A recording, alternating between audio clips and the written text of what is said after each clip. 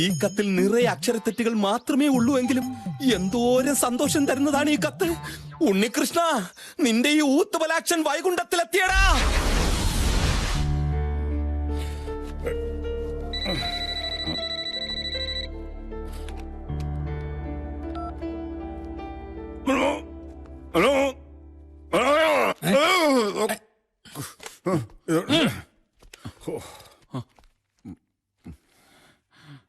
ഞാൻ ഉൽപ്പലാക്ഷനാണ്, എന്നെ അകത്തേക്ക് കയറ്റി വിടാ.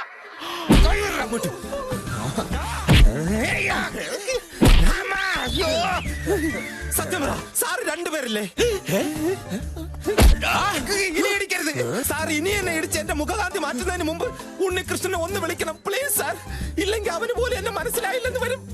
അതെ, 100-150 കിലോമീറ്റർ ബസ്സിന് സീറ്റ് കിട്ടാതെ ഒറ്റക്കാലിൽ നിന്ന് വന്നവനാണ് ഞാൻ. ഉണ്ണികൃഷ്ണ, ഞാൻ വന്നടാ, ഇറങ്ങി വാടാ. ഇനി ആ കുന്ത്രാണ്ട താൻ തന്നെ കൈ വെച്ചോണ്ടാ മതി. എന്ത് നിസ്സാര കാര്യം ഉണ്ടെങ്കിലും അപ്പ വിളിച്ചോളൂ ആ സെക്യൂരിറ്റി. ഞാൻ വരട്ടേടോ. ഓക്കെ.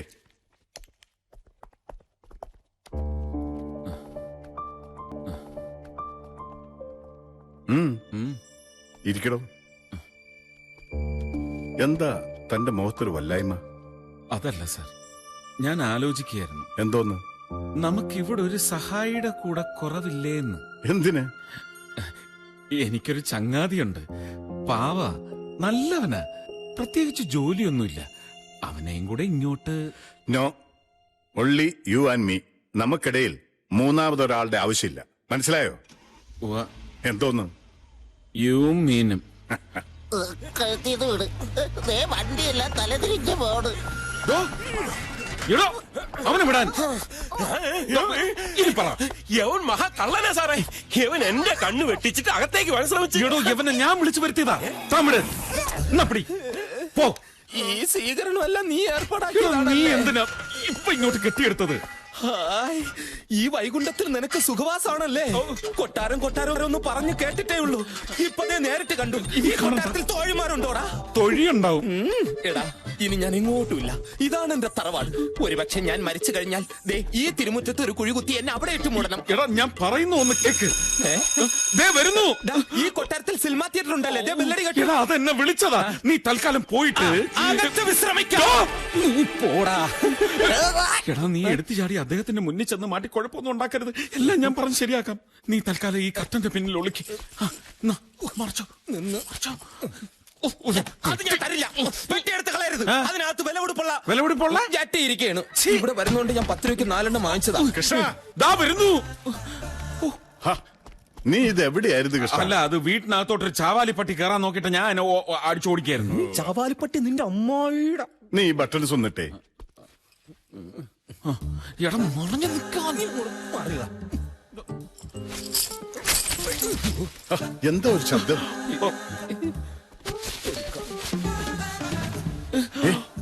കൃഷ്ണ, ആരോ ഇതിനകത്ത് കയറിയിട്ടുണ്ട്. ആരുമില്ല. അല്ലേ, ഞാൻ ചോദിക്കാം, ആരാ അവിടെ? ഇവിടെ ആരുമില്ലെന്ന് പറയടാ. കൃഷ്ണ, നീ മാറിക്ക്. ആരടാ? ആരാ ചോദിച്ചത്? തോക്ക്. മാറിക്ക്. എത്രയും പെട്ടെന്ന് രക്ഷപ്പെടാം.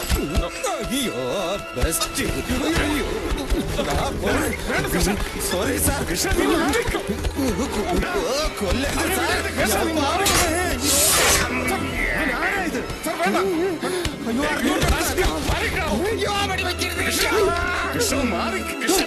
വേണ്ട സാർ, വേണ്ട. എടാ ദുഷ്ട, നീയായിരുന്നോ?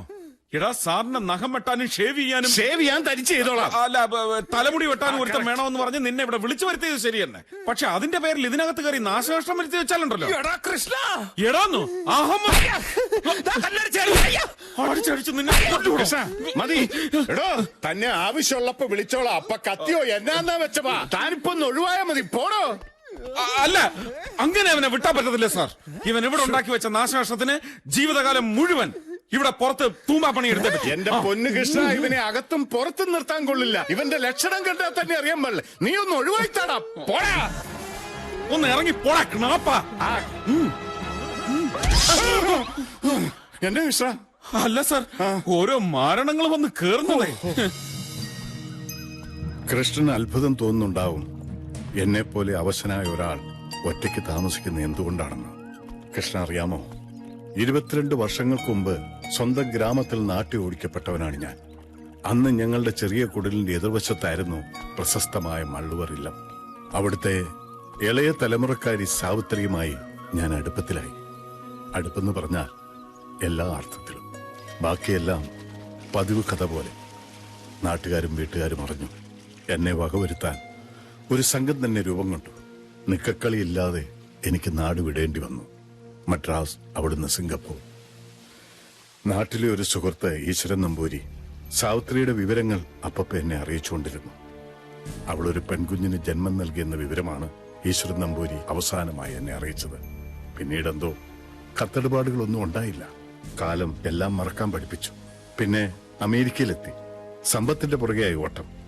ബിസിനസ്സിൽ സ്വന്തം പാർട്ട്നേഴ്സ് തന്നെ എന്നെ ഇല്ലാതാക്കാൻ നോക്കി. ഈ കാലുകളുടെ ചലനശേഷി നഷ്ടപ്പെട്ടെങ്കിലും ജീവനോടെ അവിടുന്ന് രക്ഷപ്പെടാൻ കഴിഞ്ഞത് ഇന്നും എനിക്ക് അത്ഭുതമാണ്. ഒടുവിൽ ഈ സിറ്റിയിലെത്തി.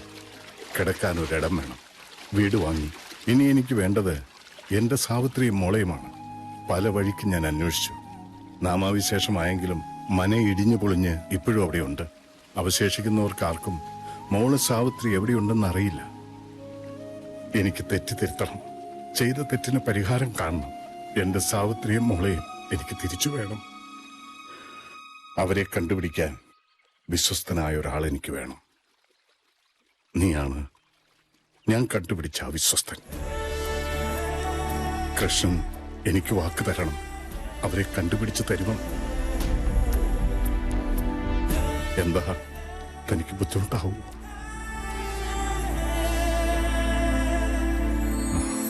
ഇല്ല, ഒരിക്കലും ഇല്ല. സാറിന് വേണ്ടി സന്തോഷമേ ഉള്ളൂ. അവരെവിടെ ഉണ്ടെങ്കിലും ഞാൻ കണ്ടുപിടിച്ചിരിക്കും.